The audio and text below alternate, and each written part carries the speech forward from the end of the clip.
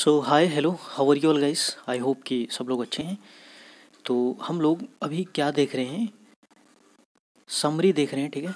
और स्पेक्ट्रम की जो a brief history of modern India की जो किताब है उसकी क्या देख रहे हैं, समरी देख रहे हैं। और चैप्टर हम लोग को कौन सा चल रहा है, चैप्टर तो तीसरा ही चल रहा है, advent of the Europeans in India, ठीक है। तो चलिए बिना देर किए अब इसमें हम लोग आगे बढ़ते हैं, देखते हैं। देखिए इसके पहले मैंने कुछ चीज़ों के बारे में डिस्कस कर लिया था, आप उसको भी देख सकते हैं, ठीक है। तब काफ़ी अच्छे से ये सारी चीज़ें समझ में आएंगी। हम लोगों ने देख लिया था पोर्तुगीज़ को, ठीक है। पोर्तुगीज़ किस तरीके से भारत में आते हैं, क्या क्या सेटअप करते हैं और किस तरीके से उनका विनाश यानी अंत हो जाता है। उसके बाद हम लोगों ने डच को भी देख लिया था, ठीक है। अब उसके बाद यहाँ पे हम लोग इंग्लिश ईस्ट इंडिया कंपनी को देखने वाले हैं और उसके बाद में देखेंगे फ्रेंच ईस्ट इंडिया कंपनी, ठीक है। और जैसे ही ये दोनों को देखा जाएगा और ये चैप्टर हम लोगों का ख़त्म हो जाएगा।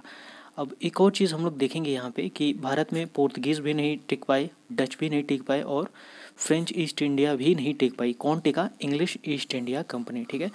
और ये क्यों भारत में टिके या फिर इनका जो रूलिंग पावर था वो क्यों इतना ज़्यादा मजबूत था, इस बारे में भी आगे हम लोग बात करने वाले हैं, ठीक है। मेरे ख्याल से बातें समझ में आ रही होंगी। तो सबसे पहला पॉइंट हम लोग इसमें देखें कि ये ईस्ट इंडिया कंपनी बनने की वजह क्या थी। तो यहाँ पे लिखा है फैक्टर्स फॉर फाउंडेशन। देखिए ये जो दिख रहा है ना ड्रेक सोएज, ये खुद पूरी दुनिया घूम चुका था, ठीक है ना, आ रही बात समझ पे। और यहाँ तक कि जो इंग्लिश वाले थे वो खुद ये जो स्पेनिश आर्मडा दिख रहा है इसको भी हरा चुके थे। तो अब इनकी ख्वाहिश बन चुकी थी कि अब हम लोग देख सकते हैं यहाँ पे ना ग्रेट एम्बिशन। अब इनकी ख्वाहिश बन चुकी थी कि अब हम लोग क्या करेंगे, किसी और देश में या फिर किसी और कॉन्टिनेंट में समुद्र की सैर करेंगे और अपनी जो समझ है, अपना जो ज्ञान है उसको फैलाएंगे। इसी को हम लोग क्या बोल रहे थे, रेनेसां की भावना कह रहे थे, जो कि 15th सेंचुरी में यूरोप में निकली हुई थी, ठीक है। दूसरा वाला पॉइंट ये आपको ज़रूर याद होना चाहिए, ठीक है। जो इंग्लिश ईस्ट इंडिया कंपनी थी, ठीक है, वो कब बनी थी? 1600 में, ठीक। यहाँ पे देख सकते हैं आप 31 दिसंबर 1600 एक चार्टर इशू किया गया था। चार्टर माने क्या, मैंने बताया था, एक्ट कहें या फिर लॉ कहें, ठीक है। और किसने इशू किया था भैया? जो इंग्लिश कंट्री जो थी वहाँ की जो रानी थी क्वीन एलिज़ाबेथ, ठीक है। क्वीन एलिज़ाबेथ, वो भी कौन सी? फर्स्ट। उसने इस कंपनी को, किसको? इंग्लिश ईस्ट इंडिया कंपनी को क्या कहा, एक कानून में, चार्टर में ये बात कही गई कि 15 साल तक आप लोग ईस्ट इंडीज़ में मोनोपोली या फिर ट्रेड कर सकते हैं, ठीक है। अच्छा एक चीज़ समझना, यहाँ पे जो ईस्ट इंडीज़ लिखा है ना, इसका मतलब सिर्फ इंडिया ही नहीं है। इसका मतलब है कि ईस्ट में जो आपका वर्ल्ड मैप होता है, ठीक है, तो आप उसमें समझेंगे कि इधर का जो पोर्शन होता है वो क्या होता है? ईस्ट होता है, ठीक है। ये होता है वेस्ट। तो यानी कि यहाँ से यदि यूरोप वाले निकल रहे हैं, ठीक है, यूरोप से इंग्लिश ईस्ट इंडिया कंपनी निकल रही है, तो वो सिर्फ इंडिया में ही नहीं, ईस्ट में, जैसे कि इधर इंडोनेशिया हो गया, ठीक है, चाइना हो गया, इधर जाकर वो क्या कर सकते हैं? बिजनेस कर सकते हैं। और वो भी कितने साल तक के लिए? 15 साल तक के लिए, ठीक है। तो ये वाला पॉइंट थोड़ा ध्यान रखना अच्छे से। उसके बाद हम लोग देखें जब ये भारत में आते हैं, ठीक है, तो सबसे पहले आप देख सकते हैं कि यहाँ पे कौन दिख रहा है? कैप्टन थॉमस, ठीक है। कैप्टन थॉमस साहब जो हैं, आप देखें तो यहाँ पे ये पोर्तुगीज़ को 1612 में हरा दिया, है ना, विक्ट्री जीत लिया, पोर्तुगीज़ को हरा दिया, ठीक है। अब उसके बाद जो सबसे ज़रूरी चीज़ आती है, इंग्लिश जो थे पहली फैक्ट्री बनाए थे कब? देख लो यहाँ पे, इसको याद रखना, 1613 में। पीसीएस वगैरह में ये डायरेक्ट सवाल पूछा जाता है कि जो इंग्लिश ईस्ट इंडिया कंपनी थी वो फैक्ट्री किस साल में बनाई थी, किस ईयर में बनाई थी? तो 1613 में, ठीक है। और कहाँ पर बनाई थी? तो आप देख सकते हैं सूरत में, यहाँ पे लिखा है ना, ठीक है। तो ये वाला पॉइंट ध्यान रखना। और उसके बाद एक और आप देख सकते हैं यहाँ पे सर थॉमस रो हैं, ठीक है। ये क्या करे हैं भैया, ये जहांगीर से परमिशन लिए, ठीक है, परमिशन, और कहाँ कहाँ पे फैक्ट्रीज बनाने के लिए। अरे भाई बिजनेस जैसे हो रहा है तो ये और जगहों पे होगा ना, ये सिर्फ एक ही जगह पे थोड़ी होगा। तो सबसे पहले ये लोग फैक्ट्री कहाँ लगाए? सूरत में लगाए। फिर जहांगीर से परमिशन लिए, आगरा में भी लगाए, अहमदाबाद लगाए, बरोच लगाए, ठीक है। इस तरीके से ये अपने बिजनेस को एक्सपेंड कर रहे हैं, ठीक। ये वाला पॉइंट थोड़ा हम लोग अच्छे से समझेंगे, ठीक है। इस पॉइंट में देखिए जो बॉम्बे था ये 10 पाउंड्स की लीच पर, ठीक है, यहाँ पे लिखा है ना लीचिंग, लीचिंग या लीजिंग कहें, लीजिंग 10 पाउंड्स के लीज पर, ठीक है। ये जो बॉम्बे है, पूरा बॉम्बे, ये किसके कंट्रोल में आ गया था? इंग्लिश ईस्ट इंडिया कंपनी के कंट्रोल में आ गया था। इस चीज़ को मैं थोड़ा मैप में समझाना चाहूँगा। इधर देखो, तो देखिए यहाँ पे ये जो हम लोगों का यूरोप दिख रहा है, ठीक है, मेरे ख्याल से बातें समझ में आ रही होंगी। इस यूरोप में क्या है कि आप चलिए इधर कहीं मान लेते हैं हम लोगों का, और इधर कहीं मान लेते हैं। इसमें दो देश हैं, दो तरीके के जो साम्राज्य था, ठीक है। एक तो हम लोगों का कौन था? पोर्तुगीज़, और एक कौन था? इंग्लिश ईस्ट इंडिया कंपनी, ठीक है, या फिर इंग्लिश वाले। देखो हुआ क्या कि यहाँ का जो राजा था चार्ल्स, राजा कहें या राजा का वंशज कहेंगे, वंशज, ठीक है, उसके ख़ानदान का चार्ल्स। और ये जो पोर्तुगीज़ है ना, यहाँ की रानी थी जिसका नाम क्या था? कैथरीन, ठीक है। यानी कि पोर्तुगीज़ वालों ने इंग्लिश वालों से शादी कराई, ठीक है। लड़की किसकी है? पोर्तुगीज़ की, ठीक है। और लड़का किसका है? चार्ल्स का। चार्ल्स किसका है? ये इंग्लिश वालों का। अब देखिए हुआ क्या कि यहाँ पर इन लोगों ने, लड़की वालों ने लड़कों को, यानी पोर्तुगीज़ ने इंग्लिश को क्या करा? डाउरी दिया, ठीक है। डाउरी, दहेज, जैसा कि आज भी चल रही है प्रथाएं, ठीक है। तो डाउरी में दिया क्या कि ये जो हमारा देश दिख रहा है, ठीक है, हमारी कंट्री, यहाँ पे जो बॉम्बे था ना, बॉम्बे दे दिया गया। फिर से समझना इस बात को, यानी कि ये आपस में अपने देश में शादी ब्याह कर रहे हैं, लेकिन क्योंकि ये भारत में भी आ चुके हैं बिजनेस करने के लिए, और भारत में बहुत सारी चीज़ें ये कब्जा भी कर चुके हैं, अपने अंडर भी कर चुके हैं, तो इसलिए इन्होंने क्या करा कि अपने यहाँ शादी किया और डाउरी में क्या दे दिया? बॉम्बे, ठीक है। तो बॉम्बे जो पोर्तुगीज़ के पास होना चाहिए था, वो किसके पास चला गया? इंग्लिश ईस्ट इंडिया कंपनी के पास, ठीक है। क्योंकि इंग्लिश ईस्ट इंडिया कंपनी जो थी, वो जो इंडिया में यहाँ पर बिजनेस और ट्रेड कर रही थी, वो किसके अधीन थी? इंग्लिश साम्राज्य के अधीन थी, ठीक है। तो मेरे ख्याल से बातें समझ में आई होंगी, ठीक है। तो वहीं यहाँ पर पॉइंट जो है बताया जा रहा है कि यही पॉइंट यहाँ पर बताया जा रहा है कि जो बॉम्बे है वो कंपनी के कंट्रोल में आ जाएगा, किसके? इंग्लिश ईस्ट इंडिया कंपनी के कंट्रोल में। क्यों? क्योंकि चार्ल्स जो था, ठीक है, चार्ल्स सेकेंड, उसने क्या करा? पोर्तुगीज़ से डाउरी में पा लिया था, ठीक है। और इसकी जो लीजिंग थी, तो अब जैसे कि ये जो इंग्लिश जो साम्राज्य कहें, या जो हम लोगों का मेन सेंटर था ब्रिटेन का, ब्रिटिश का, उन्होंने क्या करा कि इंग्लिश ईस्ट इंडिया कंपनी को 10 पाउंड्स की लीजिंग पर दे दिया कि भैया तुम इसको ले लो, 1 साल में 10 पाउंड हमें देना, और कंपनी के हिसाब से अपना बिजनेस करो, जो समझ में आए वो मुंबई में करो, ठीक है। उसके बाद एक और चीज़ यहाँ पे आप देख सकते हैं कि मद्रास में ये फोर्ट सेंट जॉर्ज भी बनाया गया, ठीक है। और इसने मसूलीपट्टनम को क्या करा? रिप्लेस कर लिया। अभी हम लोगों ने देखा था कि जो मसूलीपट्टनम है, कुछ समय पहले ये डच का सेंटर हुआ करता था, लेकिन डच क्योंकि हार चुके हैं, ठीक है, भगा दिए गए हैं, किसके द्वारा? इंग्लिश ईस्ट इंडिया कंपनी के द्वारा। इसलिए अब देख सकते हैं कि जो मसूलीपट्टनम है, वहाँ पर फोर्ट सेंट जॉर्ज क्या करा? अंग्रेज़ों ने बना लिया है, ठीक है। तो ये उनका हेड क्वार्टर हुआ करता था, यहाँ से अपना वो क्या करते थे? रूल करते थे, ठीक है। उसी तरीके से थोड़ा और इसमें आगे हम लोग देखें, देखिए इधर ये वाला पॉइंट देखिए, बड़ा काम का है। ये देखिए हम लोग देख क्या रहे हैं कि जो इंग्लिश ईस्ट इंडिया कंपनी रही है, ठीक है, वो भारत में इतनी ज़्यादा मजबूत क्यों रही? इसकी क्या क्या वजह है? तो आप देखेंगे कि भैया ये लोग हर एक तरीके से देश को गुलाम बनाना चाहे हैं, ठीक है।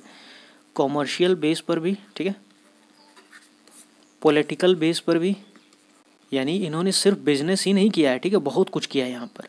कॉमर्शियल, पॉलिटिकल हो गया, ठीक है, और रूलिंग बेस बोलें, ठीक है, एडमिनिस्ट्रेटिव बेस बोलें, है ना, आ रही है मेरे ख्याल से बात समझ में। यानी कि जो अंग्रेज़ थे वो सिर्फ बिजनेस ही नहीं करना चाहते थे, कॉमर्शियल एक्टिविटी ही नहीं करना चाहते। वो जानते थे कि यदि हम लोगों को अच्छी कॉमर्शियल एक्टिविटी करनी है तो पॉलिटिकल रूलिंग या फिर एडमिनिस्ट्रेटिव कंट्रोल भी इंडिया में होना चाहिए। तो इसकी वजह से वो लोग क्या कर रहे थे भैया? यहाँ पे अलग अलग तरीके का बेस बना रहे थे, सेंटर बना रहे थे, ठीक है। तो उसी में से एक खास है हम लोगों का, कौन सा? ये फोर्ट सेंट जॉर्ज, ठीक है। और ये देख सकते हैं कि बनाया कहाँ गया है? मसूलीपट्टनम को रिप्लेस करके। क्यों? क्योंकि मसूलीपट्टनम में किसका पहले सेंटर हुआ करता था? डच का हुआ करता था, ठीक है। तो डच को तो भगा दिया गया। अच्छा, एक और चीज़ हम लोग थोड़ा सा जान जाएं, जो पोर्तुगीज़ थे, ठीक है, इनका जो सबसे पहला सेंटर बोलें या फैक्ट्री बोलें वो कहाँ बनी थी, आप मुझे बताएं तो वो बनी थी कैलीकट में। ठीक है, मैंने बता रखा है, ये सब याद रखना, थोड़ा काम का है। अभी हम लोगों ने देखा कि जो डच है वो कहाँ पे सेंटर बनाया भैया, सबसे पहले मसूलीपट्टनम। ठीक है, और इसके पहले अभी हम लोगों ने यहाँ पे देखा कि जो इंग्लिश वाले हैं, ठीक है, उनकी जो फैक्ट्री बनी है वो कहाँ बनी है, सूरत में बनी है। ठीक है, यानी कि जो इंग्लिश वाले हैं वो कहाँ बनाए हैं, सूरत में। ठीक है, तो ये कुछ पॉइंट्स याद रखना, ये काम के पॉइंट है, एग्ज़ाम में वन लाइनर में पूछे जाते हैं और फंसाने के लिए भी पूछ लिए जाते हैं। ठीक, तो देखिए यहाँ पे जो चीज़ दिख रही है, ठीक है, ये हम लोगों का क्या था, फोर्ट सेंट जॉर्ज है, जो कि कहाँ पे है भैया, मद्रास में, यानी साउथ इंडिया में। ठीक है, साउथ इंडिया में कंट्रोल करने के लिए अंग्रेज़ों ने क्या करा, फोर्ट सेंट जॉर्ज को बना दिया। ठीक है, उसी तरीके से ईस्ट में कंट्रोल करने के लिए क्या बना लिया, फोर्ट विलियम बना लिया। ठीक है, फोर्ट विलियम, और ये जो फोर्ट विलियम है, फोर्ट विलियम, ठीक है, अब देख सकते हैं कि ये जो हम लोगों का क्या है भैया, ब्रिटिश पावर बन चुका था, ब्रिटिश पावर की सीट बन चुकी थी। ठीक है, और ये तीन जो बड़े बड़े शहर कहें या लोकेशन कहें, सुतनती हो गया, गोविंदपुर हो गया, कैलिकट्टा हो गया, ठीक है, इन तीनों को कंबाइन करके बनाया गया था। इन तीनों को कंबाइन करके फोर्ट विलियम बनाया गया और उसको साथ में क्या किया, फोर्टिफाइड कर लिया गया, यानी उसको पूरी तरीके से किला बना लिया गया। आप इधर फोटो में देखें, ठीक है, यहाँ पर देखिए ये जो फोर्ट विलियम दिख रहा है, ठीक है, ये बंगाल में, कलकत्ता में क्या किए भैया बताइए। ठीक है, तीन बड़े बड़े लोकेशन को कंबाइन करके ये पूरा किला बना लिया। इतना बड़ा आप देख सकते हैं ये किला, फोर्टिफाइड माने क्या है कि बड़ी बड़ी दीवारें अपनी आस पास क्या है कि जिस भी लोकेशन के भीतर वो रहेंगे बड़ी बड़ी दीवारों को लगा देंगे। ठीक है, तो इतना बड़ा जो लोकेशन सेंटर बन चुका है बंगाल में, जिसकी वजह से अब क्या है कि यहाँ से आसानी से जो ब्रिटिश वाले हैं, जो इंग्लिश ईस्ट इंडिया कंपनी है, वो भारत में रूल भी कर सकते हैं और साथ में कॉमर्शियल एक्टिविटी भी कर सकते हैं। ठीक है, तो मेरे ख्याल से बातें समझ में आई होंगी। अब इसके आगे हम लोग देखें तो अब जो सबसे ज़रूरी चीज़ है, आप इसको ज़रूर याद रखेंगे। ठीक है, ये बहुत इम्पॉर्टेंट है। ये जो मुग़ल एम्परर है, ठीक है, कौन, फ़रोख्शियार। ठीक है, ये फ़रोख्शियार एक नंबर का बेवकूफ़ आदमी या मूर्ख कहें, इसने क्या करा 1717 में, ये है ना फरमान दे दिया। ठीक है, किसको दे दिया भैया, इंग्लिश ईस्ट इंडिया कंपनी को। फरमान माने रजामंदी, फरमान माने समझ जाओ कि परमिशन। ठीक है, परमिशन, उस परमिशन को मैग्ना कार्टा कहा जाता है। मैग्ना कार्टा माने ये समझ जाइए कि एकदम से बैकबोन। ठीक है, यानी कि जो भारत में या बंगाल में जो कुछ भी मुग़ल एम्परर के अधीन, मुग़ल एम्परर का जो गवर्नर के बिहाफ पे जो चीज़ अधीन हुआ करती थी, वो पूरी तरीके से किसके अंडर में चली गई, इंग्लिश ईस्ट इंडिया कंपनी में। ठीक है, और उसने इतनी सारे प्रिविलेजेस कहें, छूट कहें, कंपनी को दे दिया। ठीक है, जिसमें क्या था कि भैया अपने हिसाब से कॉइन छाप लेना। ठीक है, अपने हिसाब से रूल करो। ठीक है, अपने हिसाब से बिजनेस करो, सिर्फ हमें क्या करना है, पर ईयर थोड़े से टैक्स दे देना या पर ईयर थोड़ा सा हिस्सा दे देना। आप खुद से समझिए कि जो ये करेंसी जो होती है ये किसकी होनी चाहिए, गवर्नमेंट की होनी चाहिए। लेकिन जो फ़रोख्शियार बेवकूफ़ आदमी, ठीक है, इसने क्या करा कि यहाँ तक कि जो खुद की करेंसी छापने की भी जो परमिशन है वो किसको दे दिया, इंग्लिश ईस्ट इंडिया कंपनी को दे दिया। ठीक है, यहाँ तक कि इसने ये भी परमिशन दे दिया कि आप अपने इंग्लिश ईस्ट इंडिया के कंपनी के बिहाफ पर आप किसी भी तरीके का कोई भी बिज़नेस कर सकते हैं और आपको कोई रोक टोक नहीं होगी। तो इसके बाद तो अंग्रेज़ों को यही चाहिए था। इसके बाद तो अंग्रेज़ों ने धुआंधार तरीके से भारत में अपने आप को एक्सपेंड करना शुरू किया। ठीक है, तो आप इस चीज़ को ध्यान रखेंगे। ठीक है, फ़रोख्शियार फरमान क्या था भैया, 1717 में आया था, लिया गया था। हालांकि देखिए ये जो अंग्रेज़ हैं ना, ये ऐसा नहीं कि मुफ्त में इस फ़रोख्शियार से जाके मांग लिए हैं। ठीक है, उन्होंने ज़रूर क्या किया कि इस फ़रोख्शियार को बेवकूफ़ बनाया या किसी धोखे तरीके से लिया है। ठीक है, हम लोग समरी बात करें तो अभी बहुत डिटेल में नहीं जाएंगे और डिटेल में जाने की बहुत आवश्यकता भी नहीं है। आप ये वन लाइन में याद रख सकते हैं थोड़ा सा, तो काफ़ी अच्छा रहेगा। ठीक है, उसके बाद देखिए इधर एक और कंपनी भी शुरू हुई। ठीक है, आप देख सकते हैं यहाँ पे कोटिन एसोसिएशन। ठीक है, इसको बाद में असेडा कंपनी भी कहा गया। ठीक, और इसको बाद में देख सकते हैं कि और भी यहाँ पे देख रहे हैं बोथ कंपनीज मर्ज, यानी कि ये जो असाडा कंपनी थी, ठीक है, इसको क्या किया गया, इंग्लिश ईस्ट इंडिया कंपनी में जोड़ लिया गया, मिला दिया गया। ठीक है, उसी तरीके से आप यहाँ पे भी देख सकते हैं the united company of merchant of England trading to East Indies. ठीक है, आप ये भी देख सकते हैं जो कंपनी है इसको भी क्या करा गया, मिला गया। यानी कि मेरे कहने का मतलब क्या है कि इस पॉइंट में मर्जर ऑफ कंपनीज़ में जो इंग्लिश ईस्ट इंडिया कंपनी जो अकेले खुद इतनी ताकतवर थी भारत में, ठीक है, यहाँ तक कि वो सबसे लोहा ले रही थी, सबसे लड़ाई ले रही थी, उसमें 2-3 और कंपनियों को मर्ज किया गया, मिला दिया गया, ठीक है। 2-3 कंपनी क्या थी कि ये लोग, अब देखिए हुआ क्या कि जो इंग्लिश ईस्ट इंडिया कंपनी वाले थे ये अच्छे खासे बिजनेस कर रहे थे भारत में। तो जो ब्रिटेन में था, ब्रिटिश में था, वहाँ पर लोगों की क्या थी कि लालच बढ़ रही थी, अरे भैया अकेले English east India company Bharat में रूल करेगी या ईस्ट इंडिया में रूल करेगी या फिर ईस्ट में रूल करेगी, बिजनेस करेगी, हम लोग भी करेंगे। तो बहुत सारी कंपनी बाहर निकल कर आती थी, ठीक है। तो वो कंपनी इतनी ताकतवर नहीं थी, उन्हें लग रहा था कि वो ख़त्म हो जाएंगी, तो इसलिए उनको क्या किया गया कि इंग्लिश ईस्ट इंडिया कंपनी में मर्ज कर दिया गया, मिला दिया गया। तो अब क्योंकि इंग्लिश ईस्ट इंडिया कंपनी अकेले ही इतनी ताकतवर थी, तो 2-3 कंपनी को मिला देने के बाद क्या है वो और ज़्यादा ताकतवर हो गई, ठीक है। तो उसके बाद अब हम लोग फ्रेंच ईस्ट इंडिया कंपनी को देखेंगे, ठीक है। तो देखिए जो फ्रेंच का जो फाउंडेशन है, ठीक है, वो किसके अंतर्गत हुआ है, लुईस 14, ठीक है, लुईस 14 के अंतर्गत। और इस कंपनी का नाम आप देख सकते हैं यहाँ पे लिखा है इतना टेढ़ा सा, ठीक। इसका जो सेटलमेंट है आप देखें तो पौंडीचेरी में हुआ है, ठीक है, ये पॉइंट आप ध्यान रखेंगे, पौंडीचेरी में। यहाँ से ये हेडक्वार्टर था, यहाँ से अपना कुछ भी रूल वगैरह बिजनेस वगैरह किया करते थे, ठीक है। उसके बाद भाई मसूलीपट्टनम में भी ये लोग फैक्ट्री बना रहे हैं, ठीक है।